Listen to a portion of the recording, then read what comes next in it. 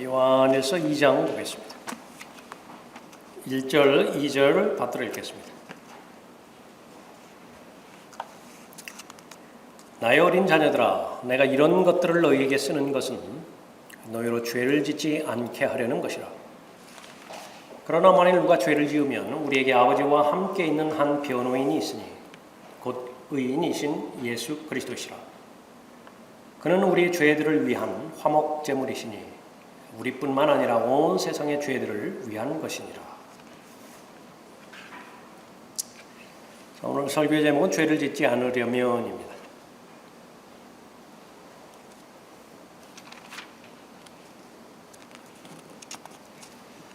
그리스도인이 거듭난 이후에 그리스도의 충만하심에 장성한 분량에까지 자라고 성장하는 데 있어서 성경에서는 각각의 단계들을 제시하고 계십니다. 특별히 요한 1서에서 이 부분을 강조해서 기록하고 있습니다. 이것은 사람이 태어나서 장성한 분량에 이르는 모든 과정과 일치하는 그런 부분이기도 하죠. 맨 처음에 태어나면 어린 아기들입니다. 순수한 말씀의 젖을 사모하는 단계죠. 그 다음에 오늘 본문에 나와 있는 것처럼 어린 자녀들이라고 언급하고 있습니다. 그 다음에는 자녀들이라고 말하고요. 그 단계를 지나면 이제 청년들이 됩니다. 아비들이 되고 장로들이 되고 그 다음에는 빌레몬서 9절에 있는 내용처럼 나이 많은 자들이 됩니다. 오늘 특별히 죄와 관련돼서 성장하는 각 단계들을 살펴봤을 때에 죄와 관련돼서 아기들의 상태가 있을 것이고요. 또 죄와 관련돼서 어린 자녀들, 청년들, 아비들, 또 장로들, 나이 많은 자들 그렇게 연결시켜서 볼 수 있겠죠.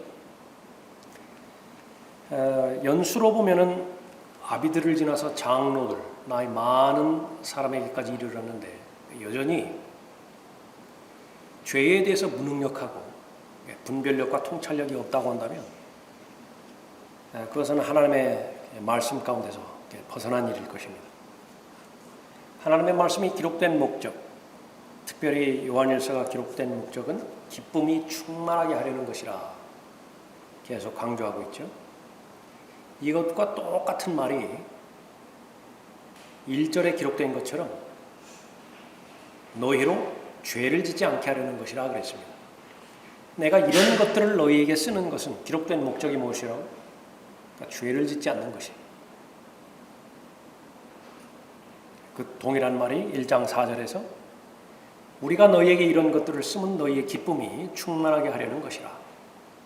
하나님의 나라의 정의가 성령 안에서 의와 화평과 기쁨이라고 말씀하고 있죠. 이제 성장하면서 자기 자신을 늘 성찰하고 확인하는 그 자기 의식이 이제 견고해질 것입니다. 다른 사람이 나를 판단해 주지 않고 나 스스로가 나 자신을 판단할 때에 늘 그것은 내면의 증거가 있는 것인가, 그것을 부지런히 성찰해 보는 것입니다. 그러니까 성숙한 사람만이 가능해요. 바리새인은 이 부분에 대해서 실패했습니다. 늘 종교 의식에 자신을 맞추었고요. 외모로 자신을 맞추었습니다. 그러나 성령 안에서 의와 화평과 기쁨, 이것이 충만하게 유지되는 것인가? 그러면 기록된 목적대로 살아가는 거예요. 그것이 바로 증거입니다. 어린아이가 태어났을 때에 엄마 입장에서 가장 끔찍하게 싫어하는 것, 혐오하는 것은요, 아이가 더럽혀지는 거예요. 얼마나 자주 씻기나요?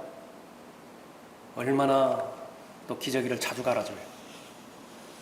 뭐 움직일 때마다 더럽혀지죠. 그럴 때마다 깨끗한 물로, 따뜻한 물로 정결하게 씻어주는 것입니다. 자녀들이 하나님께서 자녀들을 바라볼 때에 제일 먼저 구체적으로 바라보시는 영역은 깨끗한 상태가 유지되었으면 좋겠어요. 그런데 아이 스스로 어떻게 정결하게 될 수 있습니까? 불가능하죠. 그러니까 도움이 필요하다. 그래서 전적으로 하나님의 은혜와 하나님의 능력 가운데서 깨끗함을 유지하는 것이죠. 죄를 범하게 되면 더러워지는데 제일 먼저 아버지 하나님과의 교제가 단절되어지죠. 그러면 어두움 가운데 다닐 수밖에 없습니다. 자존감이 무너지는 동시에 자기 자신을 속이죠. 가치관이 왜곡되기 시작합니다. 다른 사람도 다 자기와 같은 관점이라고 그렇게 바라봄으로 해서 다른 사람도 속이는 거예요. 궁극적으로는 하나님까지도 다 속이죠. 우리가 이제 들림받아 올라가면 이제 죄를 지을 수 없는 상태가 될 것입니다. 소망이에요. 그거보다 더 큰 소망은 없습니다. 삶을 어렵게 만드는 것은 돈이 없어서도 아니고 내가 불치의 병에 걸린 것 때문도 아니에요. 이게 무엇 때문인가? 그러면 죄 때문입니다. 그러니까 죄가 나를 어렵게 만드는 거예요. 하나님께서는 그 부분들을 정확히 아시기 때문에 소망 가운데서 가장 큰 소망, 살아있는 소망, 그것은 예수 그리스도께서 다시 오시는 소망이라고 말씀하셨는데 무엇 때문에 예수 그리스도를 다시 기다리는 것입니까? 더 이상 더러워지지 않아요. 더 이상 영이 더러워지지 않는 것이죠. 하나님께로부터 태어난 사람은 누구나 죄를 짓지 아니하나니 이는 하나님의 씨가 그 사람 안에 거하며 또 죄를 지을 수 없는 것은 그가 하나님께로부터 태어났기 때문이라. 우리 안에 있는 속사람이에요. 새 사람이 태어나는 것을 시작으로 해서 계속해서 어린 자녀들, 또 청년들, 아비들의 단계를 거쳐서 장로들, 나이 많은 자들 그 순서로 자라갈 것이에요. 그 부분에 이르면 이제 거의 죄와는 상관없는 삶을 살게 되는 것입니다. 확신을 가져야 되는 것은 구원받은 이후에는 죄 짓지 않고도 살 수 있다. 그 수준을 낮추면 안 돼요. 오늘 저녁에 이제 잠자리에 들죠? 모임 마치고서 잠자리에 들 것이라고. 내일 아침에 눈을 뜰 것입니다. 그 기간을 한번 생각해 보세요. 그 기간에 무슨 죄를 짓기로 미리 정해놨어요? 도대체 무슨 죄를 지을 거예요? 그 기간에. 생각이 안 나죠? 그것이 정상이에요. 그럴 수 있다고요. 그러니까 죄 지지 않고 살아갈 자신이 있는 것입니다. 그럼에도 불구하고 현실은 계속해서 죄에 노출될 수밖에 없고 그러면 또 자백하고 회개함으로 인해서 깨끗하게 되어지죠. 그러나 궁극적으로 예수 그리스도께서 나타나시면 이제 우리는 예수 그리스도처럼 될 것이에요. 그분처럼 생각하고 그분처럼 볼 것입니다. 그러니까 죄와는 상관없는 삶을, 영혼을 보내가 될 것입니다. 그때까지 우리는 믿음으로 걸어가는 것이에요. 하나님과 교제하는 것입니다. 죄를 짓지 않으려면 어떻게 되는 것인가? 예수 그리스도께 나오면 됩니다. 믿음의 창시자의 완성자이신 예수 그리스도를 바라보면 되는 것이에요. 예수 그리스도를 바라보는 것은 첫 번째 예수 그리스도는 우리의 변호인이시기 때문에 그렇습니다. 1절에 나와 있죠. 나의 어린 자녀들아 내가 이런 것들을 너희에게 쓰는 것은 너희로 죄를 짓지 않게 하려는 것이라. 그러나 만일 누가 죄를 지으면 여기서 누가라고 하는 것은 그리스도인입니다. 우리에게 아버지와 함께 있는 한 변호인이 있으니 곧 의인이신 예수 그리스도시라. 변호인은 검사에 맞서는 사람이에요. 검사의 역할은 무엇입니까? 죄를 들추어내고 또 죄를 지적하는 것입니다. 나를 고소하는 검사들이 있어요. 태어나면서부터 이 세상을 떠날 때까지 지독스럽게 내 뒤를 캐고 다니는 검사들이 있습니다. 제일 먼저 율법이 고소해요. 율법은 검사입니다. 내가 너희를 아버지께 고소하리라고 생각지 말라. 너희를 고소하는 사람이 있으니 너희가 소망을 두고 있는 모세라. 국회를 통해서 승인된 모든 법들은요 다 여러분을 고소하는 것입니다. 검사들이 눈을 부릅뜨고 지켜보고 있습니다. 위반하는가, 위반하지 않는 것인가. 그것이 국가의 법도 그럴 것인데 하나님의 법은 더 말할 필요가 없겠죠. 레스터 롤로프가 한 비유를 말했는데 율법 박사와 은혜 박사의 설교 예어예요. 닥터 로, 닥터 그레이스. 율법 박사는 의사로 말하면, 병원으로 말하면 어디가 아픈지 진단만 해줘요. 그러나 치료할 능력은 없습니다. 처방해 주진 않아요. 거기 관심도 없어요. 그러나 은혜는 무엇이 잘못되었든지 간에 치료해줘요. 도움을 줘요. 이 부분을 우리가 잘 구분해서 적용해야 됩니다. 우선 아픈 사람이 있다고 한다면요, 제일 우선순위는 낫게 해주는 거예요. 치료해주는 것입니다. 밖에 나가서 또래끼리 놀다가 아주 실컷 얻어맞고 들어왔어요. 얼마나 속이 상하겠어요? 엄마한테 달려갔는데 무엇 때문에 엄마한테 달려갔겠어요? 그 위로가 필요하다고요. 엄마가 안아주는 것이 필요하다고요. 그런데 엄마를 만났는데 친구에게 얻어터진 것보다 더 심하게 꾸중을 맞았어요. 맞고만 다니느냐고. 이중 삼중으로 엉망진창이 되는 것입니다. 아파서 병원에 갔는데 의사가 호통을 치는 거예요. 왜 아팠느냐고.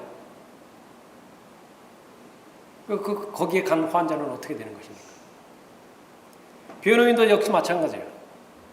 자기 스스로를 방어하고 변호할 능력이 없잖아요. 내가 다 알아서 하려고 막 당황스럽죠. 전에 했던 말하고 지금 했던 말하고 일관적이지 못한 진술을 막 하지요. 그러니까 그러면 안 된다고요. 한없이 불리하다고요. 그래서 나는 변호인이 필요합니다. 변호인한테 갔더니 왜 죄를 지었느냐고.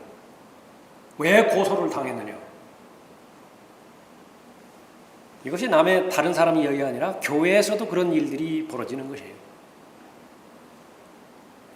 모임은요, 두 사람, 세 사람이 모였다고 한다면 그것은 제일 먼저 은혜의 성격 가운데서 모여야 되는 것이에요. 그 다음에 왜 병이 났는가? 진단해도 늦지 않습니다. 왜 다른 사람에게 싫은 소리를 듣고 다니는 것인가? 나중에 진단해도 늦지 않아요. 그래야 된다고. 가정은 그런 곳이고 교회는 그런 곳이고 더더군다나 예수 그리스도와의 관계에 있어서는 더 그런 것입니다. 율법이 나를 고소하는 검사고요. 양심이 나를 고소하는 검사입니다. 내가 동산에서 하나님의 음성을 들었으나 벌거벗었으므로 두려워서 숨었나이다. 왜 두려웠죠? 검사가 지적한다고. 안에 있는 양심입니다. 그 양심의 기능하기 시작했던 때이죠. 유다 이스카리옷이 예수 그리스도를 배반했죠. 스스로 후회했습니다. 무죄한 피를 배반한 죄를 지었도다. 그렇게 고백했죠. 어디에서 오는 것입니까? 그 양심 때문에 그래요. 로마서 2장 14절 15절에서도 이방인, 율법이 없는 이방인들을 고소하는 검사가 있는 것인데 그들의 양심이라고 말합니다. 그들의 양심도 증거하고 그들의 이성이 송사한다 말하고 있죠. 이 모든 부분들을 장악하고 있는 실체가 마귀예요. 그래서 마귀는 고소하는 자입니다. 요한계시록 12장 10절에서 이는 우리 형제들을 우리 하나님 앞에서 밤낮 고소하던 그 고소자가 쫓겨났기 때문이니라. 마귀에게는 없는 증거가 없어요. 이러한 도구들을 다 가지고 있기 때문이에요. 마귀도 하나님의 법을 알지요. 마귀는 양심을 기막히게 이용할 줄 아는 이 세상의 신입니다. 감당할 수 없는 죄책감을 주는데 근거 없이 죄책감 주는 거 아니에요. 다 근거가 있다고. 그러고도 그리스도인이냐고. 그 고소에는 할 말이 없어요.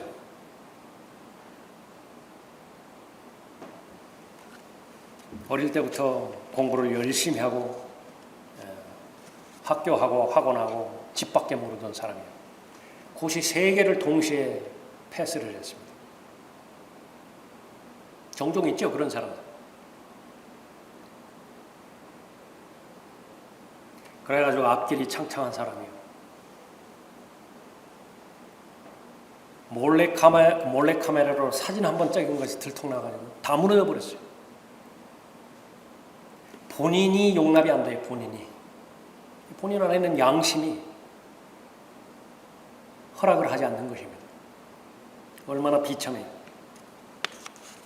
배후에 마귀가 있는 것입니다. 마귀가 찾아낼 수 없는 증거는 없는 것입니다. 숨겨진 것, 가려진 것, 마귀가 작정하고 달려든다고 한다면 감춰지지 않는 것이지.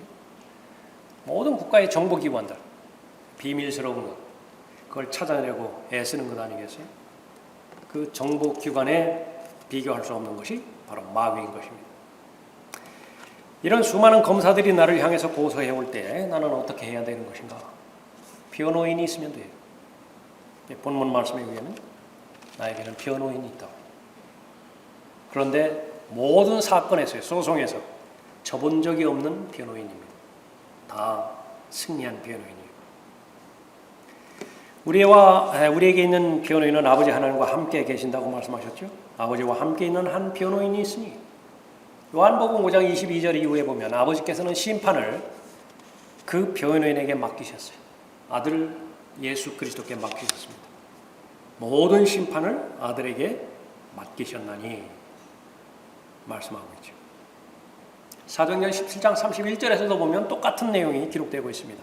이는 하나님께서 선정하신 그 사람을 통하여 의로 세상을 심판하실 한 날을 정해 놓으시고. 그러니까 우리에게 있는 변호인은요, 판사이면서 동시에 변호인이에요. 죄를 짓지 않으려면 예수 그리스도를 바라보면 됩니다. 두 번째로 예수 그리스도는 의인이시기 때문에 그래요. 그러나 만일 누가 죄를 지으면 우리에게 아버지와 함께 있는 한 변호인이 있으니 곧 의인이신 예수 그리스도시라. 의인, 하나님께서 인정하시는 유일한 분이에요.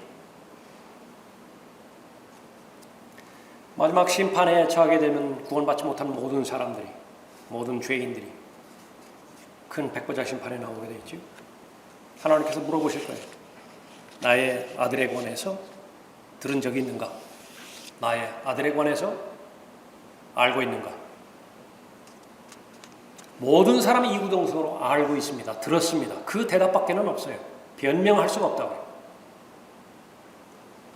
내 아들이 아무 죄도 없는 의로운 의인이라고 하는 사실을 알고 있는가? 여기도 마찬가지예요. 한두 번 들은 것이 아니잖아요. 들었을 뿐만 아니라 내 내면의 양심이 얼마나 강하게 찔렸어. 막 두근두근 할 정도로 받아들이라고, 영접하라고. 그 마지막 남은 한 가지 죄를 사랑하는 것 때문에 거부했었죠. 하늘나라에 가기 위해서는 내가 인정하는 유일한 의인인 나의 아들을 믿어야 한다는 사실을 들었는가 알았는가? 여기도 마찬가지예요. 들었습니다. 알았습니다. 그런데 왜 믿지 않았는가? 이보다 더 무서운 신문이 어디 있겠어요? 내 죄는 내가 해결해야지 내 죄를 다른 사람이 해결하는 것을 내가 용납할 수 없었기 때문에 그렇습니다. 자기 의지요. 하나님께서 물어보실 것이에요. 그러면 내 아들 예수 그리스도가 사는 것보다 내가 더 훌륭하게 살 수 있었단 말인가? 여기에 그렇다고 대답할 사람이 어디 있어요? 아무도 없습니다. 아닙니다. 그런데 왜 내 아들을 영접하지 않았는가? 실제로는 영접하려고 했지만은 교회에 그처럼 많은 위선자들 때문에 그 위선자들처럼 되고 싶지 않아서 영접하지 않았습니다. 내 아들이 위선자인가? 뭐라고 답할 거예요?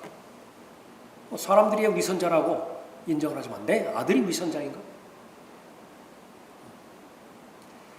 사람을 보고 자신의 믿음을 세웠던 모든 사람들은 여기에서 모두가 다 고꾸라지게 되어 있어요. 믿음의 창시자의 완성자는 사람이 아니에요. 어떤 영적인 인물이 아니라고요.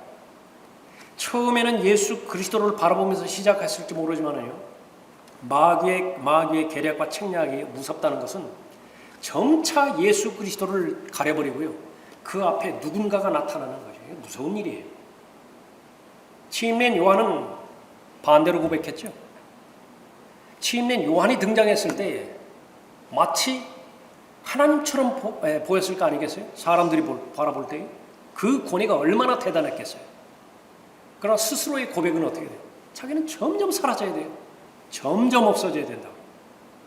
나중에는 예수 그리스도만 보이게 해야 돼요. 사람들한테. 성공적 사역입니다. 그러나 여기서 실패해버리면 다 같이 망하는 거예요. 그러니까 똑같이 하나님 앞에서 답변할 수 있어야 되는 것입니다.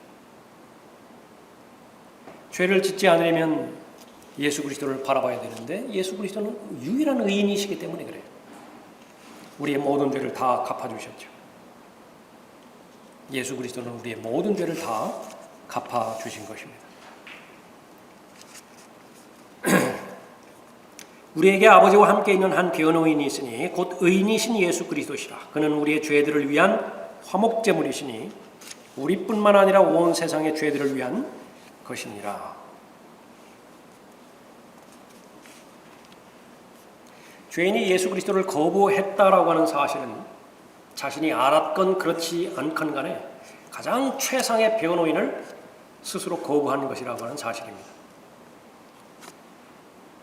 스스로 자신의 죄에 대해서 죄값을 다 치르셨을 뿐만 아니라 동원되는 변호사 비용이 있다 하더라도요, 그 비용은 이미 다 치른 것이라고. 그것을 알고 있음에도 불구하고 그 변호인을 거부한 거예요. 나중에는 이제 마지막 심판 때에 자신을 변호해줄 변호인이 없습니다. 자기 스스로 검사를 상대를 해야 돼요. 그 검사는 바로 다니엘보다 현명하다고 언급하고 있죠. 어떤 천사도, 수없이 많은 천사가 있지만은 어떤 천사도 자신을 변호해 주지 못합니다. 그룹 역시 마찬가지고 스랍들도 역시 마찬가지예요. 할 수 없이 자기 스스로 변호해야 됩니다. 무엇 가지고요? 그 알량한 자기의 가지고. 내가 옳았다고 생각했던 신념이 있잖아요. 그것 가지고 자기 스스로를 변호를 해야 되는 것입니다. 모든 신문의 과정이 마쳐지면 하나님께서는 성경을 여실 것이지요.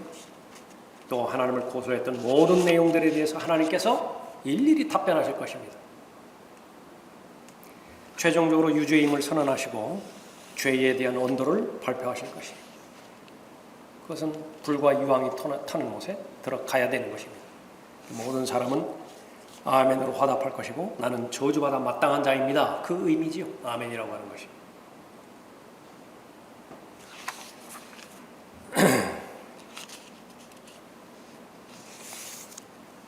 천사가 하늘의 법정을 개정을 선언합니다. 인간의 법정에서 시작할 때 맨 처음에 뭐라고 그러죠? 다 일어서죠. 전원 기립, 권위를 인정하는 것입니다. 이제 공방이 시작됩니다. 누가 본다 하더라도 나는 내가 생각한다 하더라도 사형에 해당되지는 죄를 지은 것이고 영적으로 보면 지옥행에 대한 언도를 받아도 너무나 마땅한 것입니다. 그때 변호인이 변호하는 내용은 무엇입니까? 지옥에 갈 수 없다라고 하는 사실입니다. 검사가 눈을 휘둥그레 뜨고 그 이유를 묻죠. 이미 갔다 왔기 때문에 그래요. 일사부재의 원칙이에요. 영적인 영역에 있어서도 그대로 적용되는 것입니다. 법정에서는 반드시 증거가 필요하죠. 검사가 요청을 합니다. 증거를 제시하라. 어떤 증거가 있어요? 증거. 5가지 증거가 있는데 증거 하나, 증거 둘. 뭡니까? 못자국이라요. 발에 2 증거 있죠. 또 하나 증거가 있죠. 어디? 옆구리죠. 죄인은 풀려날 수밖에 없습니다. 변호인이 하나님께서 택하신 자들에게 누가 혐의를 씌우리요? 의롭다 하시는 분은 하나님이시니라. 누가 정죄하리요? 마귀가 정죄하려고 한다고. 양심이 증거하려고 해요. 율법이 정죄하려고 해요. 죽었다가 다시 살아나신 분은 그리스도시라. 그분은 또한 하나님의 오른편에 계셔서 우리를 위하여 무엇하시느니라? 중보하시느니라. 구원 받게 하신 그 부분뿐만 아니라 들림받아 올라갈 그때까지 우리 편이라고, 내 편이라고. 죄를 지었다면 변호인인 예수 그리스도께 가면 됩니다. 간다라고 하는 것은 무엇이에요? 죄를 숨기지 않는 것이죠. 하나님께 지은 죄 중에서 내 힘으로 해결할 수 있는 죄는 단 하나도 없어요. 금지된 열매를 따서 먹었죠. 따먹기 전의 상태로 돌릴 수 있을까요? 스스로의 능력으로는 불가능해요. 하나님께서 간섭해 주셔야 돼요. 남김없이 자백하는 것은 큰 믿음입니다. 자백한 죄에 대해서만 도와줄 수 있어요. 죄를 짓지 않으려면 예수 그리스도를 바라보면 됩니다. 하나님이 육신으로 나타나셨고 죄인을 대신해서 고난을 받으시고 죽으셨고 묻히셨을 뿐만 아니라 사흘 만에 부활하신 가장 고귀한 목적은 교제 때문에 그랬죠. 교제의 목적은 무엇인데? 기쁨이 충만하게 하려는 목적이에요. 똑같은 말로 죄를 짓지 않게 할 목적으로 고난당하시고 부활하신 것입니다. 우리는 마땅히 그렇게 살아야 돼요. 그러면 어떻게 됩니까? 예수 바라봐야 되는데, 세 번째로 예수 그리스도는 화목제물이시기 때문에 그래요. 2절을 보십시오. 그는 우리의 죄들을 위한 화목제물이시니 우리뿐만 아니라 온 세상의 죄들을 위한 것이니라. 오래전에 나온 책이지만 존 리처드슨이라고 하는 선교사가 화해의 아이라고 하는 책을 썼습니다. 그 비디오도 그렇게 나와 있는데 50년 만에 자기 사역지를 다시 찾아가서 그렇게 찍은 그 동영상도 있어요.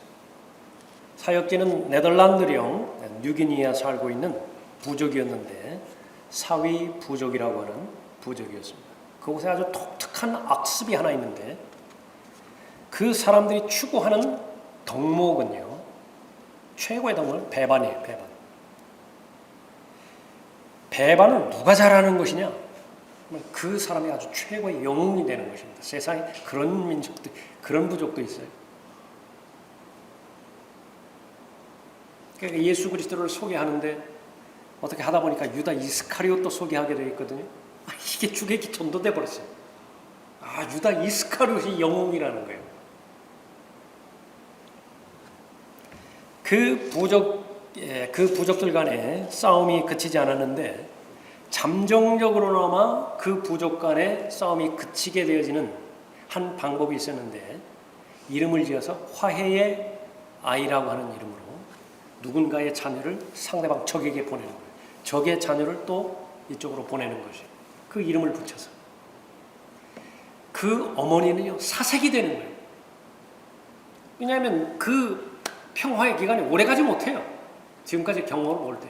제일 먼저 죽는 것은 그 아이부터 죽여버리는 거예요. 그러면 이제 전쟁이 일어나는 것입니다.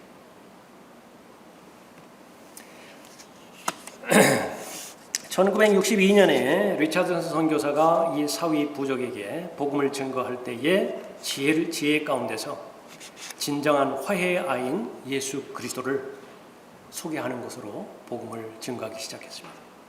인간이 낳은 아이는 잠정적으로밖에 화해할 수 없어요. 그 기간은 언젠가는 깨져버린다. 그러나 하나님께서 보내주신 화해의 아이라고 하는 예수 그리스도는요, 그 화평과 그 평화는 영원히 지속된다라고 하는 사실입니다. 시간이 없으니까 나머지 부분들은 말씀드리지 않겠지만 다 여러분들 다 보실 수 있습니다. 화해의 아이의 제목. 아까 말씀드렸던 것처럼 50년이 지난 다음에 그 선교사, 이제 그 노인입니다. 그때의 자녀들이 3명 자녀가 있었는데 다 장년이 됐어요. 나이로 보면 한 50대 된 것 같아요. 그 마을 부족 전체가 다 교회도 세우고 그렇게 해서 하나님과 교제하는 그런 민족이었습니다. 화목제물, 죄인이 구원받았을 때 제일 먼저 구속받죠. 본래 하나님 것이었는데 잃어버렸죠. 죄 때문에. 죄에 팔린 거예요. 그 죄값을 치르시고 다시 사 오셔야 되죠. 구속입니다. redeem 하셔야 돼요. 화목제물이 그것을 가능하게 한 것입니다. 영적으로 할례 받고요. 그러면 죽은 영이 다시 살아나죠. 머리끝부터 발끝까지 봐도 내가 볼 때는 불의하다고. 그럼에도 불구하고 하나님께서는 의롭다고 선포하시는 거예요. 이게 도대체 말이 안 돼요. 그러나 하나님의 선포가 옳아요. 내 판단이 틀리다. 믿음입니다. 내 자신을 바라볼 때 내 관점에서 나를 바라보는 것이 아니라 위에서 바라보시는 관점에서 나를 바라보게 하는 것이에요. 무엇 때문에 그렇죠? 화목제물이 있었기 때문에 그래요. 하나님의 아들들이 되고요. 하나님의 가족으로 입양됩니다. 내가 가지고 있던 모든 죄들은 예수 그리스도께 덮어 씌우고요. 예수 그리스도 안에서만 발견되는 모든 하나님의 의는 값없이 내 계좌로, 구자로 입금이 되는 거예요. impute 된다. 전가되는 것입니다. 화목제물 때문에 그런 것입니다. 날 때부터 본래부터 진노의 자식이었고 마귀의 자식이었죠. 죄에게 종 노릇했죠. 출생할 때부터 그랬어요. by nature. 그러나 화목제물이 드려진 이후로 하나님과 화해된 것입니다. 그리스도를 대신한 대사의 역할이 죄인을 하나님과 화해시키는 그 역할이죠. 무엇을 가지고 하나님과 화해시키는 것입니까? 화목제물 제시하는 거예요. 예수 그리스도를 제시하는 것입니다. 어떤 죄인이라도 예수 그리스도를 자신의 구주로 영접하면 그 자신의 삶 가운데서 가장 위대한 순간을 경험하는 것입니다. 자기가 인생을 설계하고 계획하는 중에 이것이 꼭 성취되었으면 좋겠다라고 하는 것을 모두 합해 놓아도 예수 그리스도를 개인의 구주로 영접하는 것과 비교되지 않습니다. 왜 그렇습니까? 어차피 다 없어질 것 아니에요? 그렇게 열심히 땀 흘리고 공부하고 해서 기술을 연마하고 지식을 쌓고 또 경험을 축적하면 몇 년 사용하죠? 많아야 30년 아니에요? 길게 잡아야 30년 지나면 다 폐기 처분된다고요. 다 쓸모가 없어져 버려요. 그러니까 예수 그리스도 안에는 영생이 있습니다. 예수 그리스도 안에는 절대 진리가 있죠. 영원히 변치 않는 것입니다. 사실로만 받아들일 수 있다고 한다면 그것보다 더 위대한 사건이 어디 있겠습니까? 죄인이 구원받았을 때 성경의 선언은 그 사랑하시는 이 안에서 받아들여진다라고 하는 사실입니다. 인생의 최대의 과제는 하나님과 관련돼서 하나님께서 나를 과연 받아들이실 것인가? 열심히 밥상을 잘 차려놨는데 맛있게 먹어야 의미가 있을 거 아니겠어요? 그런데 뭐 한두 점 뜨더니 그냥 일어나 버렸다. 이게 무슨 의미가 있어요? 하나님께 받아들여질 것인가 들여지지 않을 것인가라고 하는 것은 아담으로부터 태어나는 첫 번째 사람이 맞은 과제였고요. 영원한 모든 인류의 과제예요. 내가 하는 행위가 하나님께서 받아들이실 것인가? 나 자체를 하나님께서 받아들이실 것인가? 카인이 했던 말입니다. 카인에게 말씀하셨던 내용이에요. 내가 바르게 행하면 받아들여지지 않겠느냐? 첫 번째 사람의 과제예요. 지금까지 계속되는 동안에 인류가 풀지 못하는 문제입니다. 하나님께서 받아들여지겠는가? 피 흘림이 없이는 죄사함이 없죠. 갈보리 십자가 이후에서는 예수 그리스도를 받아들이는 죄인들만 하나님께서 받아들이시는 것입니다. 피의 속죄를 이루신 분이 하나님 자신이기 때문에 그렇죠. 화목제물입니다. 아버지 하나님께서는 절대적으로 의로우신 분이시고 그렇기 때문에 죄에 대해서는 진노하십니다. 그러나 또 한 면에 있어서는 하나님께서는 은혜로우시고 자비로우신 분이에요. 그 두 성품을 조화를 이루셔야 되는데 그건 하나밖에 없어요. 그러니까 예수 그리스도밖에 없다고. 화목제물이십니다. 예수 그리스도께서는 하나님의 거룩함을 만족시켜드리기 위해서 죄 없는 완벽한 의로운 삶을 사셔야 되죠. 의에 대하여라 함은 저들이 나를 믿지 않기 때문이에요. 의가 무엇이죠? 죄 없이 이 세상에 오신 예수 그리스도이십니다. 거기서부터 시작해서 죄 없는 완벽한 삶을 사셨어요. 다 이루셨어요. 그 결과 하나님께서는 이는 내 사랑하는 아들이요 그 안에서 내가 매우 기뻐하노라, 그 고백을 쉬지 않습니다. 중단하지 않으세요. 어떤 경우를 본다 하더라도 다 하나님께서는 받아들이시는 분이세요. 그런데 그 예수 그리스도를 나눠 가진 사람들이 있죠. 아들들이에요. 다 그리스도들입니다. 그러니까 예수 그리스도의 관점에서만 바라보시는 것이에요. 화목제물의 능력입니다. 1절 보십시오. 나의 어린 자녀들아. 여러분을 생각하셔야 됩니다. 요한일서 2장 1절에 있는 내용 그렇게 생각하지 마시고요. 지금 이 시간에 여러분을 부르시는 거예요.